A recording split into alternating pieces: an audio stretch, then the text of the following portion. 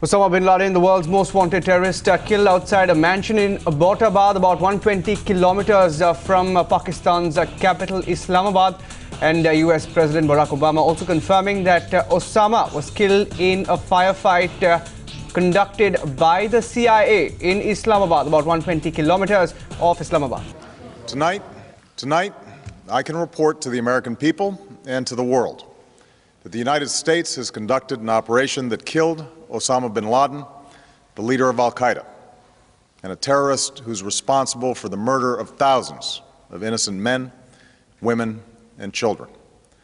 And so shortly after taking office, I directed Leon Panetta, the director of the CIA, to make the killing or capture of bin Laden the top priority of our war against al-Qaeda, even as we continued our broader efforts to disrupt, dismantle, and defeat his network.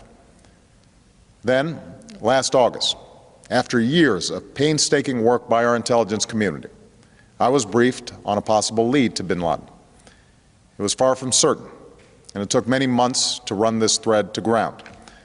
I met repeatedly with my national security team as we developed more information about the possibility that we had located bin Laden hiding within a compound deep inside Pakistan. And finally, last week, I determined that we had enough intelligence to take action and authorized an operation to get Osama bin Laden and bring him to justice. Today, at my direction, the United States launched a targeted operation against that compound in Abbottabad, Pakistan. A small team of Americans carried out the operation with extraordinary courage and capability. No Americans were harmed. They took care to avoid civilian casualties. After a firefight, they killed Osama bin Laden and took custody of his body. Osama bin Laden, sought by security services since before the attacks of 9/11 2001, has dominated global consciousness ever since.